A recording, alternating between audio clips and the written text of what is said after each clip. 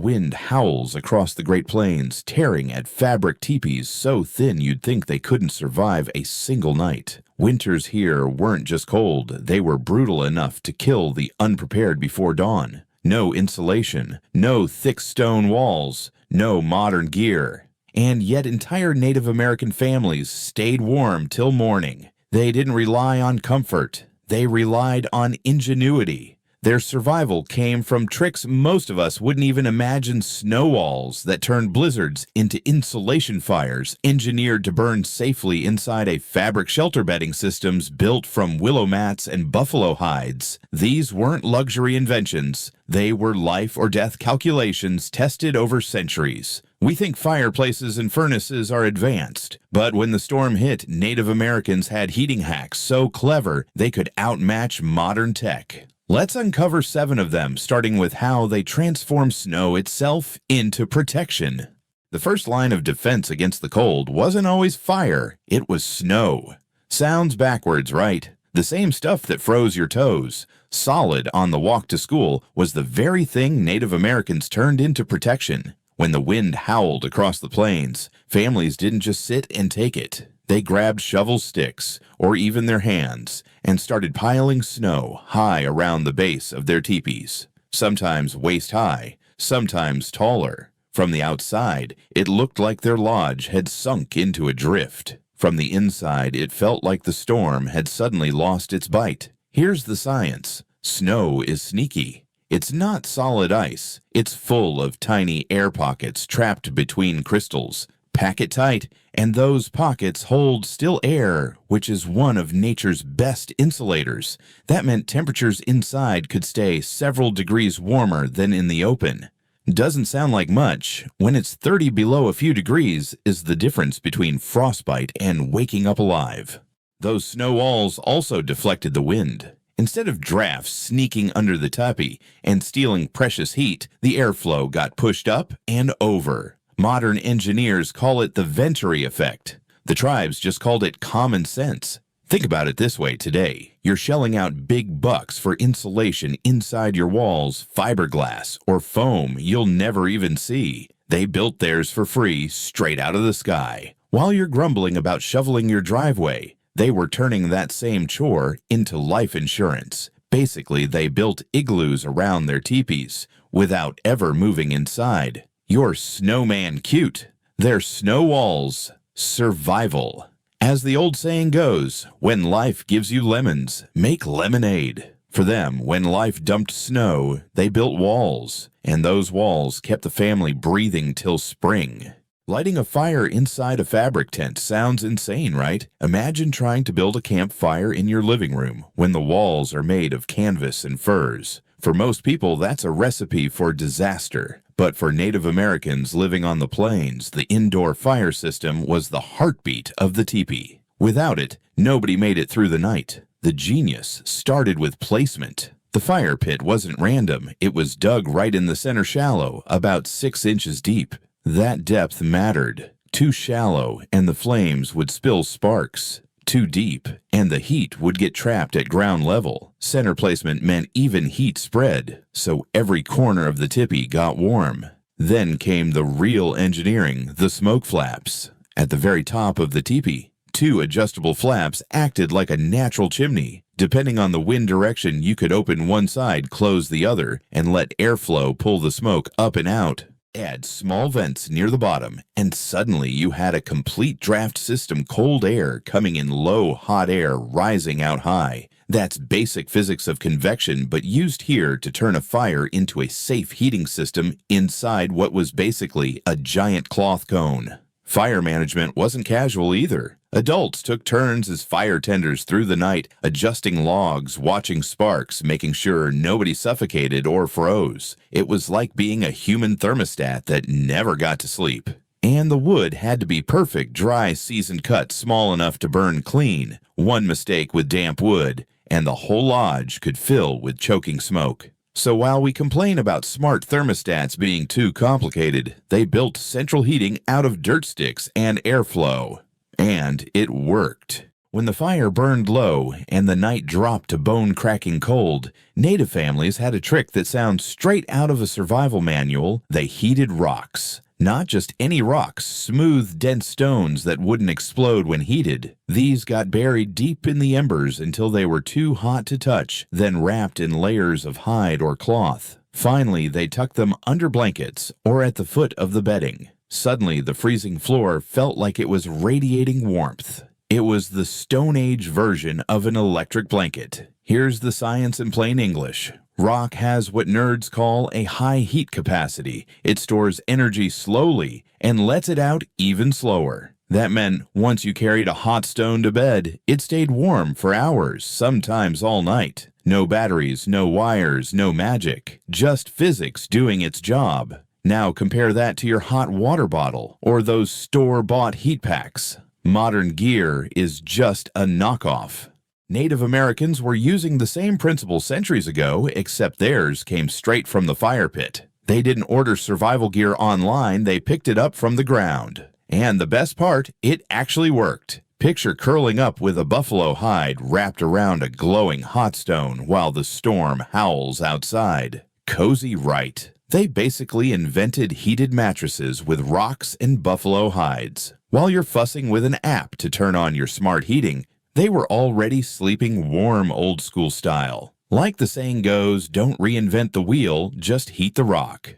When clothes weren't enough, and in -30 they usually weren't, Native Americans pulled out a trick that sounds straight up wild. They smeared their skin with buffalo fat and campfire ash. Forget fancy coats. They went straight to the source skin-level survival. Here's how it worked. Buffalo tallow was thick, greasy, and stubborn. Once rubbed on, it formed a waterproof seal that stopped wind from stealing body heat. Add a dusting of fine wood ash, and you didn't just block the cold, you trapped a thin layer of warmth right against the skin. Carbon in the ash even absorbed heat from the fire and radiated it back like carrying a tiny heater on your face. Primitive, maybe. Effective, absolutely. Now compare that to today. We dropped $200 on cold weather moisturizer that promises hydration and barrier protection. These folks had the real deal centuries ago. No plastic tubes, no marketing, just rendered fat and yesterday's campfire. And the crazy part, it probably worked better. Think about it while you're scrolling Amazon for survival gear. They were basically inventing functional skincare out of leftovers. Call it what you want, gross, brilliant, or both. But when the storm hit, survival makeup beat death every time. Survival makeup. Buffalo tallow plus campfire ash. Not exactly Sephora chic, but hey, when you're staring down a blizzard, who cares about fashion? You don't need a beauty routine, you need a barrier. And that, my friend, is the difference between looking good and still being here to look at all. Out on the Great Basin, winters were cruel in a different way. You didn't just need warmth, you needed something light enough to move in, but tough enough to last all season. Enter rabbit fur. Tribes stitched together dozens, sometimes hundreds of tiny rabbit pelts into blankets, cloaks, and even underlayers. Picture a quilt, but instead of fabric squares, it's rabbit hides pieced together like a patchwork puzzle. It didn't look fancy, but once wrapped up, the cold bit a whole lot less. Here's the science behind it. Rabbit fur is fluffy, packed with fine hairs that trap air better than almost any other small game pelt. That trapped air acts like insulation holding body heat close. But there's a trade-off. Rabbit skins are thin and tear easily. One rip and the whole layer could fall apart. That's why they layered them dozens of stitched hides, reinforced again and again. The more layers, the stronger and warmer the result. It wasn't pretty, but it was effective. Now compare that to modern times. We brag about our thermal underwear fleece liners and brand name jackets with marketing buzzwords like heat retention technology. The truth, it's the same idea. Trap air, keep heat in. Except the tribes did it centuries ago with what they had. No polyester, no zippers, just rabbits, needles, and time. The original thermal underwear, handmade, field-tested, and guaranteed to work when the mercury dropped. And here's the kicker. We'll drop hundreds on Patagonia, North Face, or Columbia gear just to look stylish in the snow. Forget Patagonia, try sewing 100 rabbits into one coat. That was Survival Couture Native Edition.